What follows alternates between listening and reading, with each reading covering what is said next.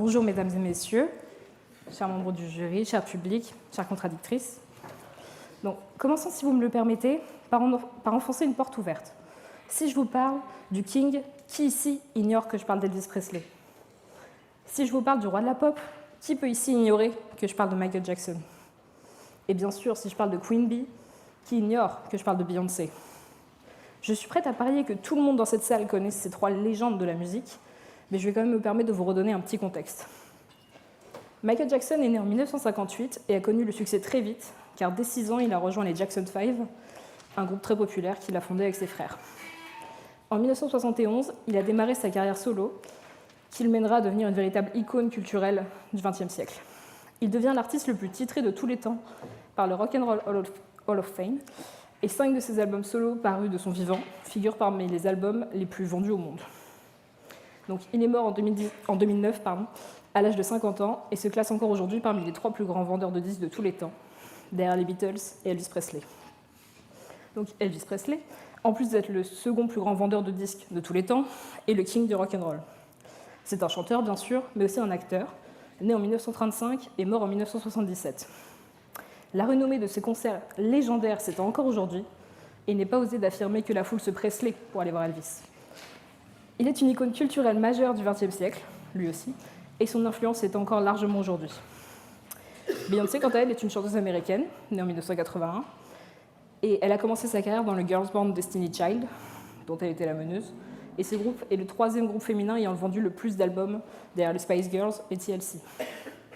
Elle sort en 2003 son premier album solo, qui deviendra l'un des albums à succès de l'année, avec un record de 5 Grammy Awards. Elle deviendra d'ailleurs l'artiste féminine avec le plus de nominations aux Grammy, avec 70 nominations, et l'artiste féminine avec le plus de récompenses, avec 24 Grammy. En 2010, Forbes la place 2e de la liste des 100 célébrités les plus influentes et puissantes dans le monde, et elle est d'ailleurs première dans le domaine de la musique. Bref, vous l'aurez compris, elle a une influence incroyable, une influence qui s'étend aujourd'hui sur les réseaux sociaux. Beyoncé a aujourd'hui plus de 140 millions d'abonnés sur Instagram. En comparaison, le compte de la famille royale d'Angleterre réunit seulement 7,5 millions d'abonnés. Certains d'entre vous auront peut-être tiqué ou jugé ma comparaison avec la famille royale d'Angleterre excessive ou mal à propos. Cependant, le sujet que l'on nous a donné est bel et bien de savoir si ces 3 légendes de la musique sont des rois ou des reines. Pour ma part, je suis convaincue que oui, car en effet, le terme roi ou reine a différents sens. Selon le dictionnaire Larousse, un roi se définit certes par une personne qui, en vertu de l'élection ou de l'hérédité, exerce d'ordinaire à vie le pouvoir souverain, mais aussi et surtout par une personne qui détient la maîtrise d'une certaine action. Le terme de reine est défini non seulement par une princesse qui, de son chef, possède un royaume, mais aussi par celle qui domine, dirige, conduit, ou celle qui l'emporte en beauté, en esprit, en valeur sur les autres. Ce sont ces dernières définitions qui, pour moi, définissent vraiment l'essence d'un roi ou d'une reine. Elvis et Michael Jackson détiennent tous les deux la maîtrise d'une certaine action. En effet, Elvis maîtrisait parfaitement le rock'n'roll et Michael Jackson la pop. Ils ont tous les deux révolutionné leurs genres musicaux et plus généralement le monde du spectacle. En effet, tout le monde connaît les pas de danse légendaires du King, de ces 2 kings, et la passion qui les animait une fois sur scène. Elvis, dans la plupart des émissions américaines, était uniquement filmé au-dessus de la taille à cause de ses pas de danse osés. Et bien sûr, tout le monde connaît le moonwalk. Beyoncé, quant à elle, domine véritablement le monde de la pop tel qu'il est aujourd'hui. À chaque apparition publique qu'elle fait, au Grammy, au Met Gala, elle illumine l'endroit et s'impose. C'est ce qui les rend si royales. Je sens que cet argument ne suffira pas à vous convaincre, je vais donc poursuivre. Pour beaucoup de personnes, un roi ou une reine se doit forcément de porter une couronne. Cet accessoire est dans l'esprit populaire un signe assez ostentatoire d'appartenance à la royauté. Au long de sa carrière, Michael Jackson a porté de nombreuses couronnes, dont certaines ont d'ailleurs été vendues aux enchères après sa mort. L'album posthume sorti en 2010 a d'ailleurs pour couverture un Michael Jackson couronné, entouré de beaucoup de références de sa carrière. Elvis Presley, en revanche, n'a que très rarement porté une couronne, mais après un travail de recherche approfondi, j'ai réussi à trouver une photographie où il portait une couronne. Quant à Beyoncé, elle porte pratiquement une couronne à chacun de ses concerts, et elle en a porté des centaines différentes, toutes plus extravagantes les unes que les autres.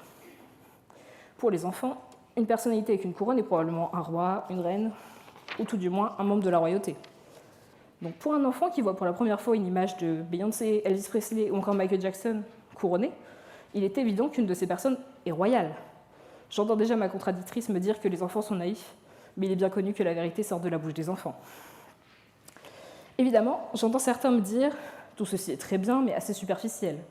Les couronnes, d'accord, ils ont tous une carrière assez impressionnante, mais cela fait-il vraiment d'eux des rois ou des reines?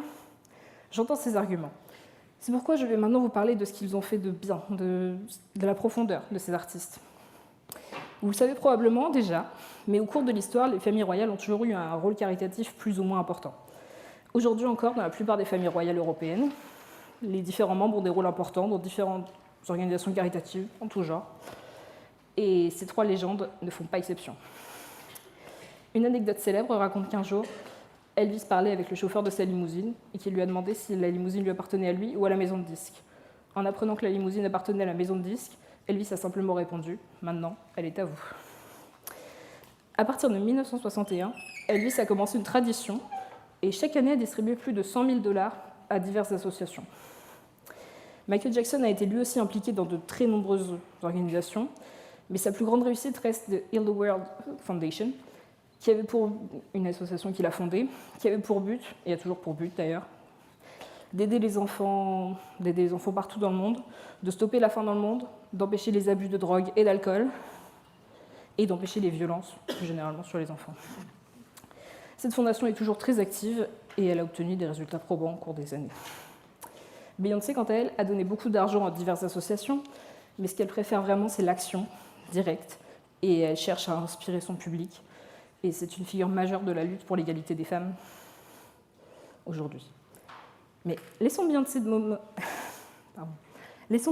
côté un moment pour nous concentrer sur un point commun que possèdent les deux légendes que sont Elvis Presley et Michael Jackson.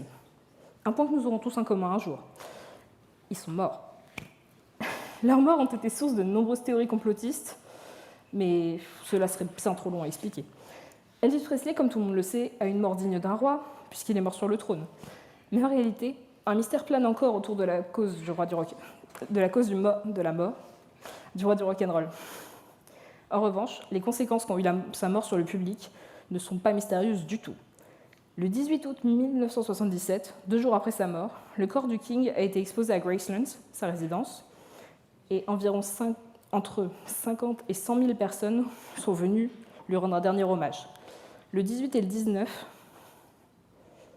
ils sont rendus lui rendre un hommage le 18, et le 19, il eut des obsèques véritablement dignes d'un chef d'État ou d'un roi. Le corps a été ramené aujourd'hui à Graceland, et selon le site officiel d'Elvis, le site est visité par plus de 600 000 personnes chaque année. C'est-à-dire que plus de personnes se rendent sur la tombe d'Elvis chaque année qu'à la nécropole des rois de France, ou même celle des rois d'Angleterre. Les fans, en apprenant la nouvelle de sa mort, se sont pressés de se rendre à Memphis, sa ville, et à Graceland. Et pour ceux qui n'ont pas pu s'y rendre, ils se sont jetés sur les disques de l'artiste. En une seule journée, près de 250 000 copies de son dernier album ont été écoulées, et des bagarres ont éclaté partout dans le pays pour obtenir les derniers exemplaires. Voilà. Alors que la majorité des personnes présentes dans cet amphithéâtre n'étaient probablement pas nées lors de la mort du King, je suis prête à parier que tout le monde ici se rappelle de la mort de Michael Jackson. Enfin, pour être tout à fait honnête avec vous, l'annonce de sa mort était assez confuse. Car oui, encore aujourd'hui, subsistent des doutes sur les conditions exactes de sa mort. Ce qui est certain en tout cas, c'est que la réaction du public a été immédiate. Exactement 18 minutes après le décès du roi de la pop à l'hôpital, le magazine américain TMZ a publié un communiqué disant « Michael Jackson est décédé aujourd'hui à l'âge de 50 ans ». La nouvelle a été vite confirmée par le site internet du Los Angeles Times et la plupart des sites internet du monde ont explosé à cause de la nouvelle. La recherche web mondiale, le trafic web mondial était de 11% supérieur à la normale durant les 3 heures qui ont suivi la nouvelle. Twitter s'est arrêté, Wikipédia s'est arrêté. Et Google a même cru qu'il se faisait hacker parce qu'il y avait trop de recherches Michael Jackson qui sont arrivées en même temps sur le moteur de recherche. Selon une analyse du Global Language Monitor, la mort de Michael Jackson a été l'un des plus grands événements médiatiques du début du siècle, qui est comparable en termes d'intensité à l'élection de Barack Obama. La réaction de la foule a été comparable à celle de la mort d'Elvis Presley. Les admirateurs se sont réunis partout dans le monde pour célébrer le roi de la pop.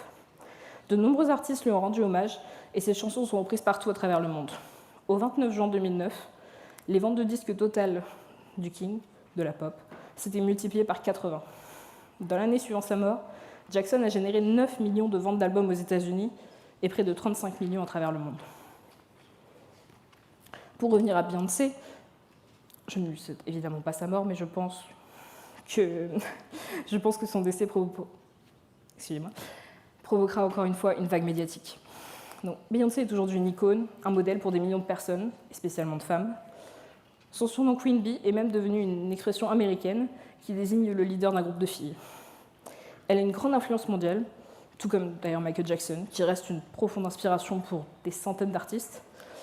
Elvis, cependant, a marqué plus profondément la société américaine en introduisant même une expression « Elvis has left the building » qui, à la base, était employée pour dissuader ses fans de rester après les concerts dans le but de le voir. Merci, mademoiselle. Voilà. Merci.